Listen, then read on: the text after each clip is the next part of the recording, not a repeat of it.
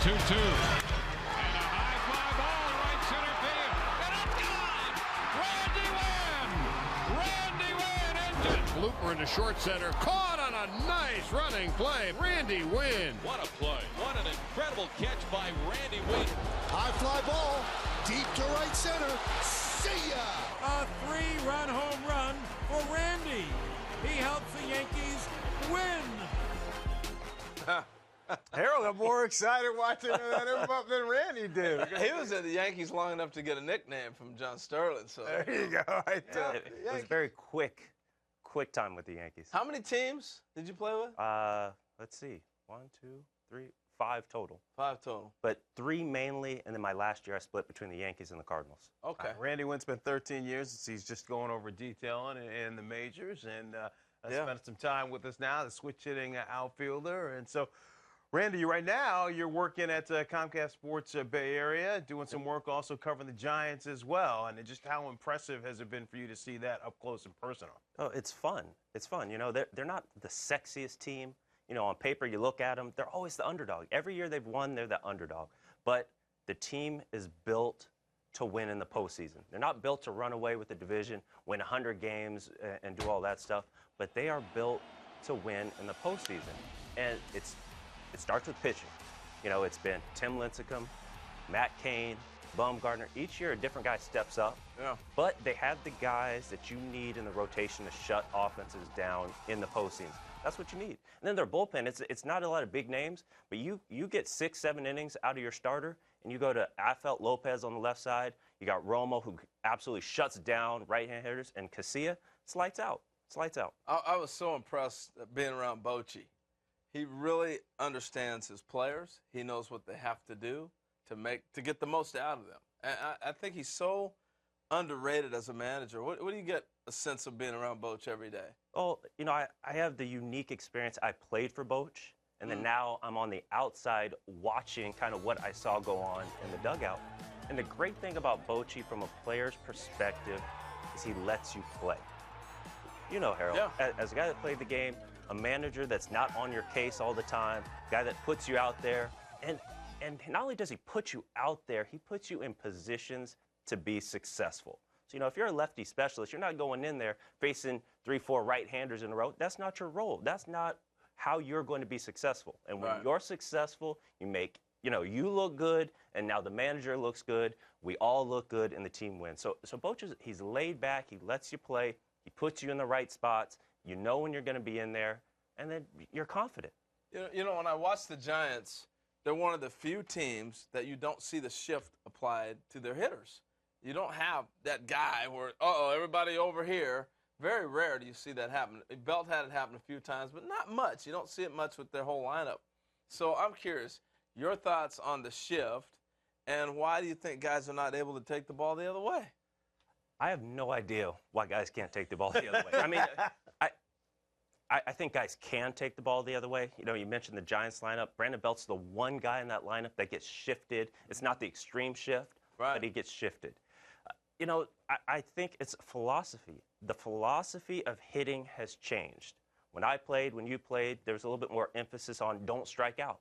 Put the ball in play. And that leads to a different approach. You're battling, you're choking up. You're going to hit the ball the other way because you don't want to strike out. Right. Now the philosophy has changed. I mean, I'm not saying I didn't strike out. I had my strikeouts. Oh, yeah. But the philosophy's changed. Now it's you can do 3 things, basically, and be a successful big league hitter.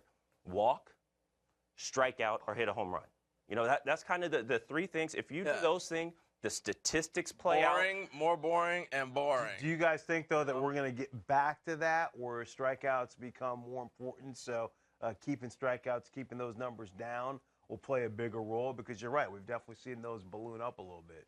I think we'll see a change. I think just having the conversations of hitters in the offseason talking about how they're going to try to beat the shift and how do you go about it, I think the simplest way is by putting the ball in play. I don't think guys think about batting average. You know, we have a whole generation of analysts now and analytics that say, oh, don't worry about the average. If you think about average, you're going to hit the ball all over the place to be successful. Absolutely. The statistics, the analytics, the way they play out is if you have a high slugging percentage, if you have a high on-base percentage, you get rewarded. So as a hitter, that's what you're bred to believe, and that's what you see. That's what you see in the minors. So guys, don't worry about average. You get up there and you try to drive the ball, you hit the ball out of the park. But for me, what I believe is if you want to have a successful lineup and score runs consistently, you've got to have guys that get on base. I mean, throughout time, there's been guys that strike out a bunch and hit home runs. But you can't have a lineup full of those guys. You're not going to score runs consistently. Let's take the perfect example here. We talked about this just the other day on Hot Stove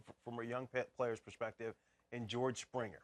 So last year he played in about 80 games, about half a major league season, and he showed incredible pop. He had 20 home runs in those 78 games or so, but he also struck out 114 times. And we had some back and forth about whether that number was too high. If you're George Springer, are you going to spring training, or are you working on, hey, I got to make sure I bring those strikeout numbers down? Or are you saying, you know what, I don't worry about it because I've got the power, and as you're saying, the slugging percentage is there, and so it just is what it is? I think it just comes down to the organization. You know, he may be saying no big deal because that's how they think. But I think he's leaving a lot of his talents on the table because this is a guy who can steal 40 bases and score 100 runs for you. Absolutely. You hit the nail on the head. It's about the organization. If the organization you play in says, that's fine, that's what we want you to do, he's not going to change. He's going to continue going down that path. But I think to reach his full potential, to be that all-around hitter, you've got to hit for average. I mean, you look at the Pujols. I mean, Albert was a guy, a runner on third, less than two. You know, he just a nice, easy swing, hit the ball to second baseman. That's knowing the game. That's knowing how to hit. He's not trying to hit it through the shift or do those things. Yeah. And that's why he is Albert Pujols. And you look at the back of his baseball card, and you're like, wow. Yeah, no doubt. Well, think about Chris Carter, all right? He's played for Oakland, and he's played for Houston. And he hits his 30, and everybody says, bad player. So the second half of the year, he made an adjustment and said, I'm not just striking out all the time. And he goes off the charts. You know, and so the player can make the adjustment, but it comes down to the organizational need and what they've been teaching. If he had been in an organization like the Yankees, for example, early on, he played with that team that had this great run, there's no way they'd have sat there and said, it's okay to strike out 200 times, no problem. Well, look at that lineup. Look at those guys in that lineup. You know, from Derek to Tino to Bernie to all those guys, you know, Chili Davis when he came in. Those guys didn't just do one thing. I mean, you make yourself so much easier to pitch to when you're one-dimensional. You know, if you can spray the ball around, you know, now the pitcher's got to think, the catcher's got to think. I mean, you're a headache for defenses.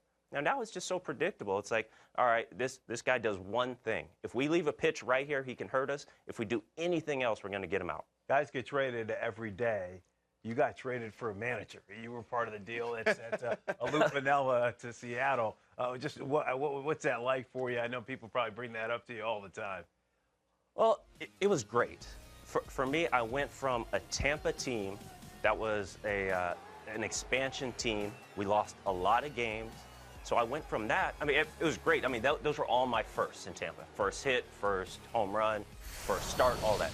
But then I got a chance to go to a winning team. You know, the Mariners were coming off 0-1 when they won 116 games. They were a perennial winner. So to go there in 0-3, great move for me. And Lou got a chance to go home, so I think it worked out for both of us. But I got a lot of heckling. You know, a lot of heckling. Oh, I bet. Winn, you're terrible. You got traded for a 60-year-old. You know, a lot of that stuff, you know. And how about in Seattle? Did the people sit? You bet you had to get a hit every night because you got traded. Lou was like the golden child there, man. Yeah, everybody loved Lou in Seattle, and rightfully so. I mean, he did a great job up there. You know, but I came into a great situation. You know, it wasn't a situation where I was the guy or I wasn't even really a main focus. I mean, you look at our lineup, we had Olerud, Boone, Carlos Guillen, Jeff Cirillo, Mike Cameron, Ichiro Suzuki. Randy Winn was way off to the left. Edgar Martinez. Yeah, you know, and that's just our position. That's the starting position players. We had good guys. That was a really good team. So it was a great situation for me to just kind of, I could go in, blend in, kind of do my thing under the radar. And it was great. It wasn't even just the manager. They threw in another player, too. This will get it done. Yeah, I think technically I got traded for Antonio Perez, the player, and then the rights to Lou Piniella. Right, I know, but it makes it a little sexier.